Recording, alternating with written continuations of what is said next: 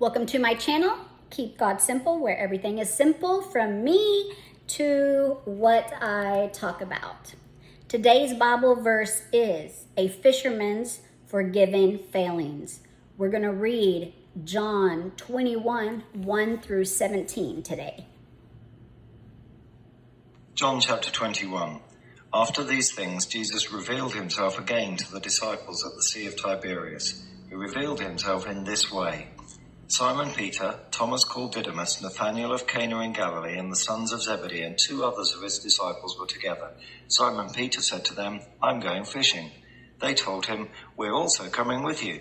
They immediately went out and entered into the boat. That night they caught nothing. But when day had already come, Jesus stood on the beach, yet the disciples didn't know that it was Jesus. Jesus therefore said to them, "Children, have you anything to eat?" They answered him, "No." He said to them, "Cast the net on the right side of the boat and you'll find some." They cast it therefore, and now they weren't able to draw it in for the multitude of fish. That disciple therefore whom Jesus loved said to Peter, "It's the Lord." So when Simon Peter heard that it was the Lord, he wrapped his coat around him, for he was naked, and threw himself into the sea. But the other disciples came in the little boat, for they were not far from the land, but about 200 cubits away, dragging the net full of fish. So when they got out on the land, they saw a fire of coals there, and fish laid on it, and bread. Jesus said to them, "Bring some of the fish which you've just caught." Simon Peter went up and drew the net to land full of great fish, 153. And even though there were so many, the net wasn't torn. Jesus said to them, "Come and eat breakfast." None of the disciples dared inquire of him, "Who are you?" knowing that it was the Lord.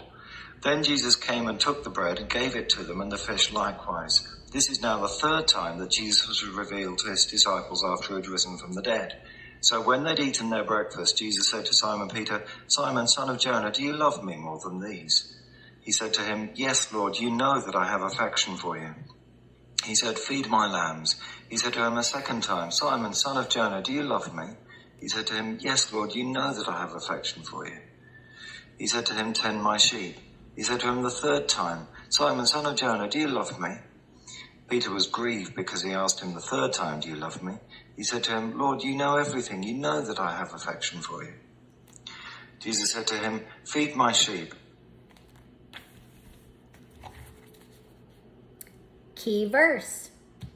At dawn, Jesus was standing on the beach, but the disciples couldn't see who he was. Think of some questions. Before he was a disciple, Peter was a fisherman. Why might that be important to this event? Peter denied that he knew Jesus. Why was restoration needed? Peter would line up to be the first to try really big things, but follow through was not a skill he developed. He wanted to walk on water with Jesus, but started to sink when he became uncertain. He said he was willing to die with Jesus, but ran away when that looked like a real possibility.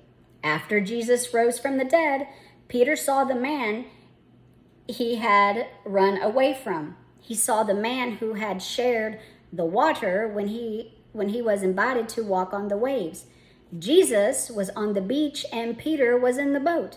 For a moment, he forgot his failings, threw himself in the water, and swam to shore. Jesus needed to talk to the fisherman who seemed to have forgotten he was a disciple. Peter needed a reason to believe he would still be useful. Jesus spoke life into Peter 3 different ways. Peter never heard him say, "Catch my fish." He heard, "Take care of my sheep." Let's go into prayer. Why is it so easy to help people remember their faults? Maybe I don't think they remember, but they usually do, and my words don't seem to help. Your example tells me that you don't want to leave me uncertain about how you feel about me, and that your love can take me from where I am to a place that looks a lot like your plan. Help me give and accept encouragement, Lord. We thank you for this prayer and for this wonderful Bible study today. I hope y'all have a wonderful, blessed day. Keep it simple in your life.